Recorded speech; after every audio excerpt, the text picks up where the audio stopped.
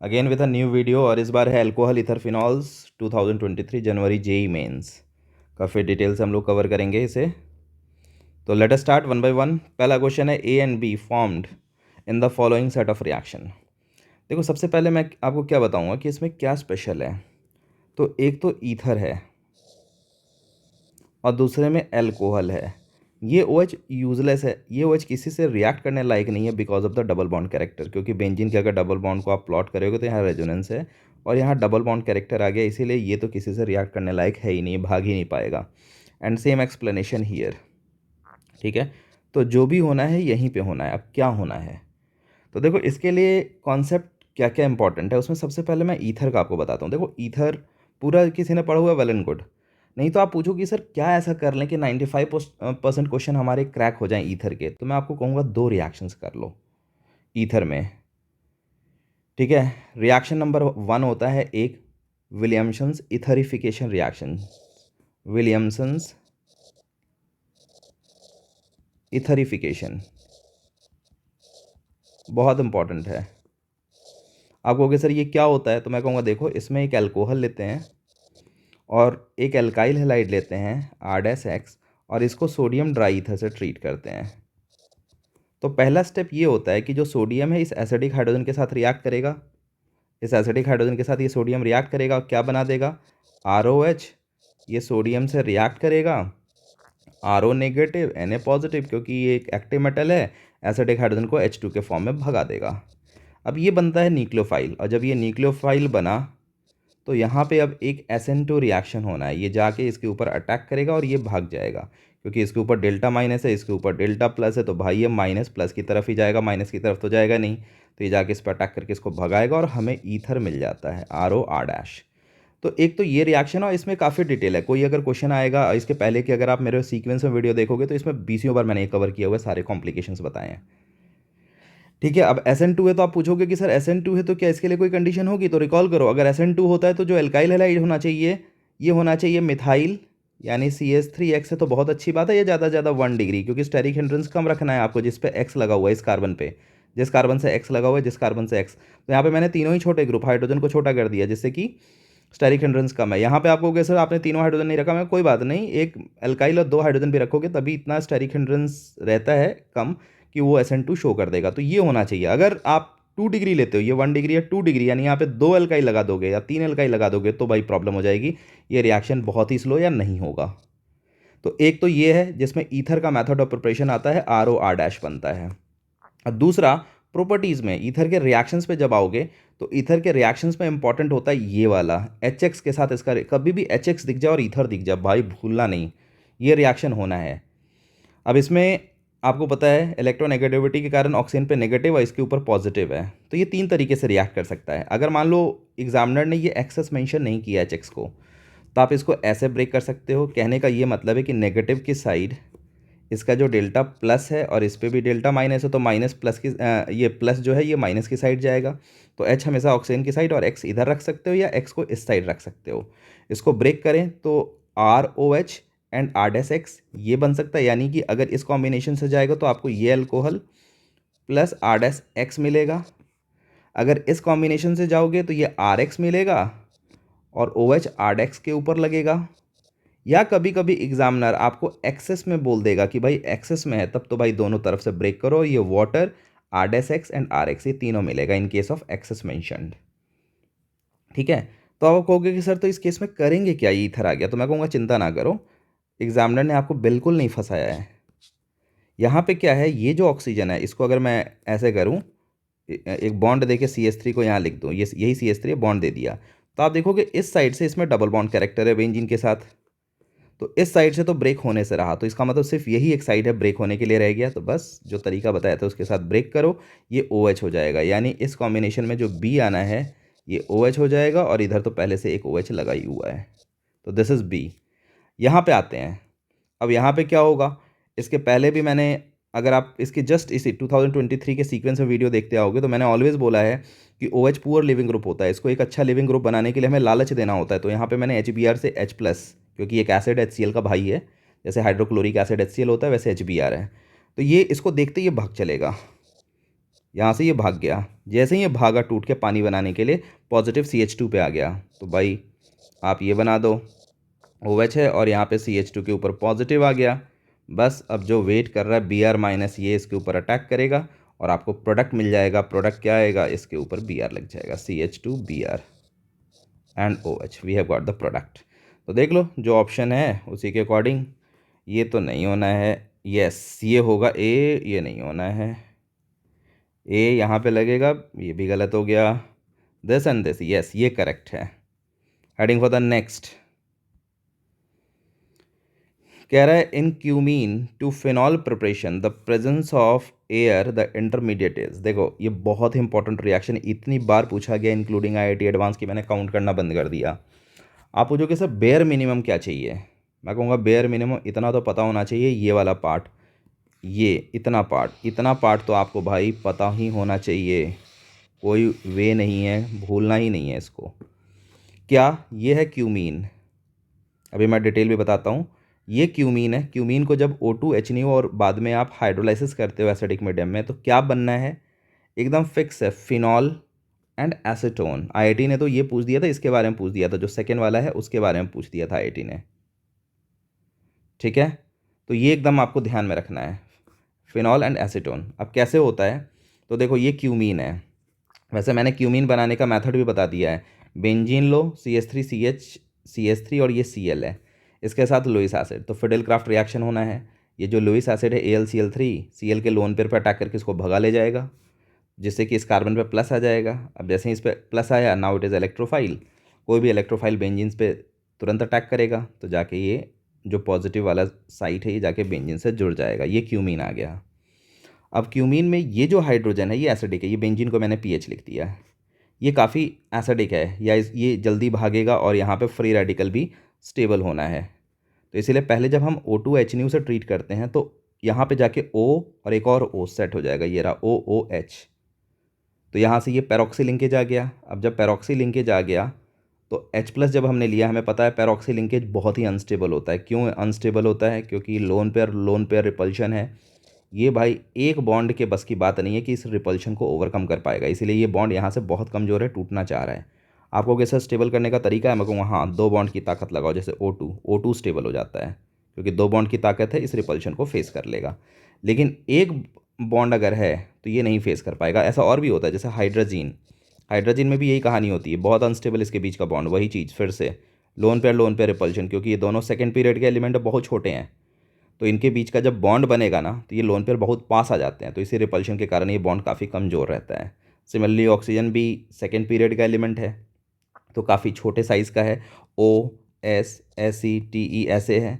अब यही चीज़ सल्फ़र में ख़त्म हो जाता है, क्योंकि ये बड़ा एलिमेंट है तो इनके बीच का डिस्टेंस ज़्यादा होता है, तो लोन पेयर रिपल्शन उतना प्रोमिनेंट नहीं है जितना कि ऑक्सीजन में है। ऑक्सीजन का साइज़ बहुत छोटा है, तो इसीलिए यहाँ पर रिपल्शन बहुत ज़्यादा है। तो ये टूट जाएगा, H+ को देखते हैं, ये OH भाग गया पानी बनाने के लिए, ये टूट गया, O पे प्लस आ गया। अब O बहुत टेंशन में आ गया, कह रहा भाई मैं तो इलेक्ट्रोनेगेटिव एलिमेंट हूँ और मेरे ऊपर एक पॉजिटिव दे दिया, यानी मुझे इलेक्ट्रॉन डेफिशिएंट बना दिया। तो ये कहेगा ये ठीक नहीं है, तब ये पूरा मॉलिक्यूल एक कॉम्प्रोमाइज़ करेगा, ये कहेगा कि ठीक है भाई, इसके प्लस को ख़त्म करने के लिए इस कार्बन से रिक्वेस्ट करा, भाई तुम अपने किसी एक ग्रुप को यहाँ पे भेज दो, अब प्लस को तुम रख लो, तो कार्बन तैयार हो जाता है। तो यहाँ से पीएच का माइग्रेशन होता है। अब आप कहोगे सर पीएच ही क्यों, ये मिथाइल क्यों नहीं माइग्रेट कर रहा है, उससे भी तो यहाँ प्लस आ सकता है। तो मैं कहूँगा भाई इसके लिए एक माइग्रेटरी एप्टीट्यूड का सीरीज़ होता है, जिसमें माइग्रेटरी एप्टीट्यूड में बताया जाता है कि हाइड्रोजन की माइग्रेटरी एप्टीट्यूड सबसे ज़्यादा है, इससे कम आता है फिनाइल की, और सबसे कम होता है एल्काइल ग्रुप, जिसमें भी सीक्वेंस होता है 3 डिग्री 2 डिग्री 1 डिग्री। ये होता है माइग्रेटरी एप्टीट्यूड। आप पूछोगे सर ये कहाँ कहाँ यूज़ होता है, मैं कहूँगा ये यूज़ होता है पिनाकोल नंबर 1, जो सबसे ज़्यादा मेन होता है पिनाकोल में, दूसरा यहाँ पे। तो इसीलिए यहाँ से फिनाइल ने जंप लगाया, माइग्रेटरी एप्टीट्यूड उसकी एल्काइल से ज़्यादा है, तो ये यहाँ पे जंप लगाया, और यहाँ पे जंप लगाते ही आप चेक कर लो, ऑक्सीजन के साथ पीएच चला गया, कार्बन पे प्लस आ गया, फिर वहाँ पे वाटर वेट कर रहा है, तो water has 2 component H+ and OH-, तो ये इससे जाके अटैच हो गया OH-, जिससे कि इस कार्बन पे एक OPH तो था ही था, एक OH भी आ गया। अब एक कार्बन पे एक से ज़्यादा ऑक्सीजन अनस्टेबल, तो तुरंत यहाँ पे पानी निकालो। आप कहोगे सर एक से ज़्यादा OH अनस्टेबल होता है, ये तो OPH है, मैं कहूँगा OPH और OH, अगर आप इमेजिन करोगे पीएच को H तो OH OH दिखेगा। वैसे स्टोरी ये होती है कि एक कार्बन पे 2 ऑक्सीजन सिंगल बॉन्ड के साथ अनस्टेबल होते हैं। कार्बोक्सिलिक एसिड ये एग्जिस्ट कर जाता है क्योंकि यहाँ एक जगह डबल बॉन्ड आ गया। अगर इसको सिंगल बॉन्ड करके कुछ भी कर दोगे तो ये अनस्टेबल होने लगता है। तो वही सिनेरियो यहाँ पे बन रहा है, इसीलिए मैं इसको OH OH कहता हूँ कि भाई देखो अगर पीएच को H इमेजिन कर लो तो OH OH दिखेगा। तो तुरंत यहाँ से आप वाटर हटाओ, मैं रेड कलर ले रहा हूँ, ये लो वाटर हटा दो, H इमेजिन किया है तो वाटर हटाओगे तो फिनॉल, और ये देखो CH3C, ये double bond O, CH3 acetone बन जाएगा। यही इसका मैकेनिज्म है। तो अभी जो क्वेश्चन पूछा गया इसके बारे में कि जब हम इसको O2 से ट्रीट करते हैं तो क्या इंटरमीडिएट बनता है, इट इज़ दिस इंटरमीडिएट। तो मार्क करते हैं, सारा डिटेल मैंने बता दिया, एक ही कंपाउंड दिया है OOH वाला और कोई नहीं दिया है, इसीलिए fourth option is correct. Now next, find out the major product of the following reaction. इस रिएक्शन का मेजर प्रोडक्ट क्या है, फिर से वही कहानी। देखो सबसे पहला चीज़, एक चीज़ याद रखना, अगर एरो पे लिखा हुआ है एल्कोहलिक KOH तो ये एलिमिनेशन ही कराएगा, मैकेनिज्म होता है E2। और अगर एरो पे लिखा हुआ है H2SO4 हीटिंग या सिंपल कोई H+ एंड हीटिंग तो ये भी एलिमिनेशन कराता है और इसका मैकेनिज्म होता है E1। ये इसकी पहचान है। तो यहाँ पे अभी जो फंस रहा है हमारे पास H2SO4 एंड हीटिंग, तो एलिमिनेशन कराना है E1 मैकेनिज्म से। तो शुरू करते हैं। E1 मैकेनिज्म में सबसे पहले इस H+ को देखते ही ये OH पानी बनाने के लिए भागेगा और यहाँ पे प्लस जनरेट करेगा। वही चीज़ मैंने यहाँ पे लिख दिया, ये भागा बनाने के लिए और यहाँ पे प्लस आ गया। अब ये जो कार्बोकेटाइन है ये रीअरेंज होगा। अब इसमें रीअरेंजमेंट की दो पॉसिबिलिटी है, चाहे तो ये मिथाइल माइग्रेट करे या यहाँ से एक हाइड्रोजन प्रेजेंट है ये हाइड्रोजन माइग्रेट करे। तो मैंने दोनों ऑप्शन को कंसिडर कर लिया क्योंकि दोनों से ही ये 2 डिग्री 3 डिग्री में कन्वर्ट हो जाएगा। देखो दिस इज़ 2 डिग्री, इधर जाएगा तब भी 3 डिग्री, इधर जाएगा तब भी 3 डिग्री। तो ये मैंने पहले हाइड्राइड शिफ्ट करा के इसको कार्बोकेटाइन बनाया और दूसरी बार मैंने यहाँ पे मिथाइल शिफ्ट करा के इसको कार्बोकेटाइन बनाया। ओके, अब इसके बाद दोनों से हम फॉर्म करते हैं। पहले ये जब हाइड्राइड शिफ्ट हुआ H यहाँ पे आ गया प्लस यहाँ चला गया तो ये सिचुएशन बना। अब इसमें हमें पता है एलिमिनेशन कराना है तो जिस कार्बन पे प्लस है उसके बगल वाले से एक H हटा के डबल बॉन्ड देते हैं। तो ये मैंने दे दिया यहाँ डबल बॉन्ड, यहाँ से इस H+ को हटा दिया। ठीक है, अब इधर भी यही काम करते हैं। ये रहा कंपाउंड, प्लस यहाँ आ चुका था तो इसके बगल में ये रहा कार्बन, यहाँ से इस H को हटा के यहाँ पे बॉन्ड दे दिया और ये एल्कीन बना दिया। अब इन दोनों एल्कीन में पूछा जाए कि ज़्यादा स्टेबल एल्कीन कौन है तो this is more stable because of the more hyper conjugative hydrogen, इसीलिए ये मेजर होगा। ठीक है, तो स्टोरी एकदम सिंपल है। ठीक है, जो केसेस है, वैसे कार्बोकेटाइन की अगर स्टेबिलिटी देखोगे तो this is more stable carbocation क्योंकि इसमें हाइपर कॉन्जुगेटिव हाइड्रोजन ज़्यादा हैं। 3 2 2 3 2 5 6 7 और इसमें सिर्फ 6 हैं हाइपर कॉन्जुगेटिव हाइड्रोजन। तो कार्बोकेटाइन ये ज़्यादा स्टेबल, लेकिन प्रोडक्ट ये ज़्यादा स्टेबल है। ठीक है, और हाई टेम्परेचर कभी भी होता है ना, जब भी हाई टेम्परेचर होता है तो स्टेबल प्रोडक्ट मेज़र बनता है। लो टेम्परेचर अगर होता है तो कार्बोकेटाइन जो स्टेबल होता है उसके कॉरस्पॉन्डिंग का प्रोडक्ट मेज़र होता है। तो यहाँ हीटिंग है तो हीटिंग में thermodynamically control product will be the measure. जो मोर स्टेबल होता है ना प्रोडक्ट उसको कहते हैं थर्मोडाइनमिकली कंट्रोल्ड, वो हाई टेम्परेचर पे बनता है। और जिसका कार्बोकेटाइन यानी इंटरमीडिएट ज़्यादा स्टेबल होगा उसके कॉरस्पॉन्डिंग का प्रोडक्ट मेजर तब बनता है जब लो टेम्परेचर हो। तो यहाँ हीटिंग है इसीलिए ये मेजर प्रोडक्ट आ गया हमारा, this is the option first. Now heading for the, ये सिलेबस से रिमूव हो गया इसीलिए मैंने इसको हटा दिया है। ठीक है, ये केमिस्ट्री इन एवरीडे लाइफ का है। Next, the increasing order of pK for the following phenol is. ये देखो ये अलग अलग फिनॉल्स दिए हुए हैं, इनका पूछा है पीके बताना है। तो देखो पहले तो मैं कॉन्सेप्ट बता देता हूँ। जितना ज़्यादा एसिडिक स्ट्रेंथ उतना ज़्यादा के वैल्यू एसिड का और उतना ही कम पीके वैल्यू, क्योंकि माइनस लॉग लोगे ना के में तो ये होता है पीके। तो इसीलिए माइनस आने के कारण जो बड़ी वैल्यू होगी छोटी हो जाएगी।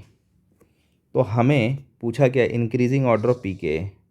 अच्छा इसने तो कोई ऑर्डर तो दिया नहीं है, खैर हम अपनी तरफ से लिख लेते हैं ऑर्डर। इंक्रीजिंग ऑर्डर पीके, तो पीके जिसका सबसे छोटा होगा इसका मतलब सबसे ज़्यादा एसिडिक को पहले लिखना है और ग्रेजुअली डिक्रीजिंग ऑर्डर में, तो बाय डिफ़ॉल्ट तो इंक्रीजिंग ऑर्डर ऑफ पीके में हो जाएगा। तो आते हैं, एसिडिक स्ट्रेंथ चेक करने का एक ही रूल है, एसिडिक हाइड्रोजन हटा के कॉन्जुगेट बेस बनाओ। तो ये लो भाई, मैंने इसको हटा दिया, ये यहाँ पे O माइनस, सिमिलरली यहाँ पे भी एसिडिक हाइड्रोजन हटा के O माइनस, यहाँ पे भी एसिडिक हाइड्रोजन हटा के O माइनस, यहाँ पे भी एसिडिक हाइड्रोजन हटा के O माइनस, और यहाँ पे भी एसिडिक हाइड्रोजन हटा के O माइनस। अब मैं पूछूंगा इस नेगेटिव को इंगेज करके सबसे ज़्यादा रेजोनेंस किस में बन रहे हैं। तो कोई भी चार्ज को जब बेंजीन रेजोनेट करता है तो 5 रेजोनेंस स्ट्रक्चर बनते हैं। तो बेंजीन के कारण 5, और ये नेगेटिव कहाँ कहाँ जाएगा, ऑल्टरनेट यहाँ पे जाएगा, यहाँ पे जाएगा और यहाँ पे जाएगा। जब यहाँ पे जाएगा तो इसके साथ एक रेजोनेंस, इसके साथ एक रेजोनेंस, यानी कि 2 और हो जाएंगे अपार्ट फ्रॉम द बेंजीन। तो बेंजीन के 5 और इस 2 NO2 के 6 7 रेजोनेंस इसमें आएगा, और कोई इफेक्ट नहीं। और ऐसा ही 7 रेजोनेंस इसमें भी आएगा, क्योंकि नेगेटिव यहाँ जाएगा, यहाँ जाएगा और यहाँ जाएगा। तो एक यहाँ पे, एक यहाँ पे। ये NO2 पार्टिसिपेट नहीं कर पाएगा क्योंकि इसकी पोजीशन गलत है, ये मेटा पे लगा हुआ है। तो इसीलिए रेजोनेंस इसमें भी 7। पहले हम रेजोनेंस के बेसिस पे आंसर देते हैं। इसमें आ जाओ, इसमें रेजोनेंस कितने होंगे, बेंजीन के कारण 5, और नेगेटिव जब यहाँ पे इस 3 पोजीशन पे जाना है, यहाँ जाएगा तो एक NO2 के कारण एक्स्ट्रा आएगा, तो ये 6 रेजोनेंस। यहाँ पे आ जाओ, सिर्फ बेंजीन है तो 5 रेजोनेंस। यहाँ पे आ जाओ तो सिर्फ बेंजीन है तो 5 रेजोनेंस। यानी जब हमने रेजोनेंस को कंसिडर किया तो हमें पता चल गया कि जो फर्स्ट वाला है और जो फिफ्थ वाला है, फर्स्ट एंड फिफ्थ वाला, ये स्ट्रॉन्गर एसिड है एज़ कंपेयर टू 6 वाला। कौन सा, ये रहा सेकेंड। और ये स्ट्रॉन्गर है, ये गलती कर दिया मैंने, ये थर्ड है। ये 7 ये थर्ड का है, यानी first and third is stronger than this, and फिर this is stronger than 4 and 5।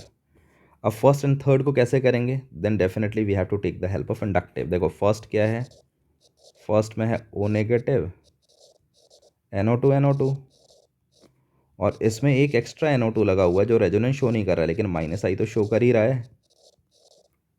तो ये जो NO2 है, जब ये माइनस आई शो करेगा तो इलेक्ट्रॉन खींचेगा और इसके कारण डेल्टा डेल्टा डेल्टा प्लस आएगा। तो माइनस के ऊपर प्लस आने के कारण ये ज़्यादा एसिडिक हो गया। तो हो गया भाई 3, इससे कम 1, इससे 2, एंड सिमिलरली जब 4 और 5 में करोगे तो Cl का माइनस आई लोगे, तो Cl के माइनस आई के कारण फिर से इसके ऊपर एक डेल्टा नेगेटिव आएगा, सॉरी डेल्टा पॉजिटिव आएगा। तो इसीलिए फिर इसका 5 हो जाएगा और सबसे लास्ट में 4। This is the correct option, ठीक है ना। और इसी का जब pK लिखेंगे तो उल्टा, 3 से ग्रेटर 1 से ग्रेटर 2 से ग्रेटर 5 से greater 4, like this. Now heading for the next. अब देखो ये क्या कह रहा है, ये कह रहा है an organic compound A with empirical formula this. देखो कब ये एम्पेरिकल फार्मूला दिया, तो पहला काम मैं कहता हूँ ऑलवेज कोई भी फार्मूला हो इसका DB निकाल लो। तो देखो इसका DB निकाल रहे हैं, DBE, डबल बॉन्ड इक्विवेलेंट। तो फार्मूला है C+1, तो 6+1, कार्बन का नंबर 6 है, तो C+1 minus half number of hydrogen plus halogen minus nitrogen. तो नंबर ऑफ हाइड्रोजन 6 है, बाकी ऑक्सीजन का कोई रोल नहीं होता, फॉर्मूले में है ही नहीं। तो इसको करते हैं, तो 617 माइनस 3 4, तो DB4 आ जाए। तो एक चीज़ याद रखना, एक लैंग्वेज, अगर कार्बन का नंबर 6 है जैसे यहाँ पे है और DB4 है तो बेंजीन रिंग तय हो जाती है, क्योंकि बेंजीन के लिए 6 कार्बन, इसका DB4 है, 3 डबल बॉन्ड है और एक रिंग है, तो टोटल 4 DB होता है, तो ये फिक्स हो जाता है। तो 4 DB 6 कार्बन बेंजीन तय हो गया, और एक ऑक्सीजन है तो it has to be the phenol, इसको फिनॉल ही होना होगा और कुछ नहीं हो सकता है, इतना तय हो गया। तो जैसे ही हम ऑप्शन पे नज़र दौड़ाएंगे ना, तो हमें दिख जाएगा कि ये दोनों तो गायब हो गए, क्योंकि इसमें DB ही मैच नहीं करेगा, तो हम इसको मार्क क्या करेंगे। अब ये दोनों रह गए, अब आगे पढ़ते हैं क्या कह रहे हैं। It's reaction with bromine solution in low polarity solvent. देखो लो पोलैरिटी सॉल्वेंट यानी कुछ CCl4 इस टाइप का लिया है, results high yield of B। तो भाई अब ये कॉन्सेप्ट बताना है, तो ये देखो पहला 2 रिएक्शन कंसिडर करो। वैसे मैंने फिनॉल के सारे जो रिलेटेड रिएक्शन है वो लिख दिए हैं। तो होता क्या है, फिनॉल का Br2 CCl4 में रिएक्शन होता है और Br2 वाटर में, वाटर हाई पोलैरिटी और CCl4 लो पोलैरिटी, नॉन पोलर है ये। तो इसमें क्या होता है, सिंगल सब्स्टिट्यूशन होता है Br का, ऑर्थो पे लग गया, पैरा पे लग गया, और इसमें जो पैरा वाला होता है वो मेजर होता है because of the less steric hindrance. तो हमारा ऑप्शन इस केस में लो पोलैरिटी के साथ कह रहा है, तो यही होना है, यानी ऑप्शन हमारा फर्स्ट होना है, ये तो तय है। लेकिन अब आ गया तो सारा चीज़ ही कवर करना है। यही जब हाई पोलैरिटी वाटर ले लोगे तो ट्राई सब्स्टिट्यूशन हो जाता है Br का, याद रखना एकदम। सिमिलरली H2SO4 के साथ दो रिएक्शंस आते हैं, एक आता है लो टेम्परेचर पे, एक आता है हाई टेम्परेचर पे। अगर लो टेम्परेचर पे लोगे तो H2SO4 का सिंगल सब्स्टिट्यूशन कराना है आपको। ये देखो H2SO4 के प्रेजेंस में SO3H लगता है ऑर्थो और पैरा पे, तो ये सिंगल सब्स्टिट्यूशन कराना है और H बॉन्डिंग इसमें प्रेजेंट है इसके हाइड्रोजन और इसके ऑक्सीजन के बीच में। तो लो टेम्परेचर पे ये H बॉन्डिंग टूटेगा नहीं, तो इसी के कारण ये मेजर आता है। लेकिन जब हम हाई टेम्परेचर लेते हैं तो H बॉन्डिंग को ये ब्रेक कर देता है। तो H बॉन्डिंग को ब्रेक करते ही अब स्टेरिक हिंड्रेंस फैक्टर आ जाएगा। यहाँ पे स्टेरिक हिंड्रेंस ज़्यादा है, H बॉन्डिंग तो बन नहीं पा रहा है हाई टेम्परेचर पे, और स्टेरिक हिंड्रेंस के कारण ये लेस स्टेबल होगा, इसीलिए ये मेजर हो जाता है। तो याद रखना है H2SO4 low temperature ortho major, H2SO4 high temperature para major. ऐसे ही HNO3 का आता है, अगर सिर्फ HNO3 होगा तो मोनो सब्स्टिट्यूशन होगा, ठीक है, ऑर्थो एंड पैरा पे लगेगा। और वही जब HNO3 के साथ हम H2SO4 ले लेते हैं तो ट्राई सब्स्टिट्यूशन तीनों पोजीशन पे लग जाएगा, पिक्रिक एसिड बन जाएगा। एकदम याद रखना है। और अगर कोई पूछे कि और कौन कौन से फिनॉल के रिएक्शन एडिशनली कर लें, तो इतना और आप कर लो, फिनॉल में एक भी क्वेश्चन मिस नहीं होगा। कोलबेज रिएक्शन, राइमाटाइमन रिएक्शन, COHCl के साथ बेंजल्डिहाइड बनता है, सैलिसैल्डिहाइड जिसको कहेंगे, OH में CHO लगता है, सॉरी बेंजल्डिहाइड नहीं सैलिसैल्डिहाइड कहेंगे, COHCl। फिर फॉर्मेल्डिहाइड के साथ एसिड बेस, ये फिनॉल फॉर्मेल्डिहाइड बनाता है जो बेकेलाइट का मोनोमर होता है, तो ये इंपॉर्टेंट है। थैलिक एनहाइड्राइड के साथ रिएक्शन जिसमें फिनोप्थिलीन बनता है, ठीक है, इतने और कर लो। तो अभी फ़िलहाल ये क्वेश्चन तो हमारा हो गया फर्स्ट रिएक्शन के बेसिस पे, हेडिंग फॉर द नेक्स्ट। अब आते हैं सेवन्थ। ये कहता है decreasing order of dehydration of the following alcohol is. भाई डिक्रीजिंग ऑर्डर में डिहाइड्रेशन का क्या ऑर्डर है? तो आंख बंद करके एक चीज़ तो दिख रहा है, अगर हमें डिहाइड्रेशन कराना है, पानी निकालना है, तो क्या चीज़ पता है? ये तो OH भागने से रहा because of the double bond character, तो ये तो भागेगा ही नहीं, तो इसीलिए इसको लास्ट में जाना है। ढूंढो कहाँ कहाँ है, यहाँ पे A है लास्ट में, और ये टॉप पे जाना है, क्योंकि अगर यहाँ से आपने पानी निकाला तो यहाँ डबल बॉन्ड, इसमें से पानी निकाला यहाँ डबल बॉन्ड, क्योंकि आप इस साइड से भी कह सकते हो सर इधर से क्यों नहीं निकाला, मैं कहूँगा इधर दूंगा डबल बॉन्ड तो इसके साथ रेजोनेंस नहीं होगा। अभी क्या है, पाई सिग्मा पाई कॉन्जुगेशन आ रहा है तो रेजोनेंस हो रहा है। सिमिलरली इसमें जब मैं निकालूंगा तो फिर यहाँ डबल बॉन्ड, तो तय हो चुका है कि यहाँ एरोमेटिसिटी आ रही है, बाकी किसी में एरोमेटिसिटी नहीं आ रहा है, तो this is at the top. तो B टॉप पे, A लास्ट में, एक ही ऑप्शन आपको दिखेगा ये वाला, तो आप तो सीधे टिक कर दो। अब कहानी है कि इन दोनों में ज़्यादा स्टेबल कौन, क्योंकि दोनों में एल्कीन तो सेम ही बन रहा है, pi sigma pi pi sigma pi, तो मैं कहूँगा इस केस में कार्बोकेटाइन की स्टेबिलिटी चेक कर लो। जो ओरिजिनल कंपाउंड था C वाला, उसमें ये था और यहाँ OH था, तो जब H प्लस के प्रेजेंस में ये OH भागेगा तो यहाँ प्लस आएगा, और इस वाले केस में ये OH था, यहाँ पे जब H प्लस आएगा तो ये प्लस आएगा।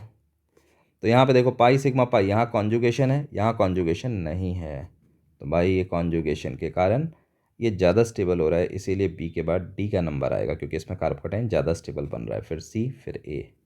दैट्स ऑल, यही 7 क्वेश्चंस थे, मैंने कवर कर लिया। Thanks for watching.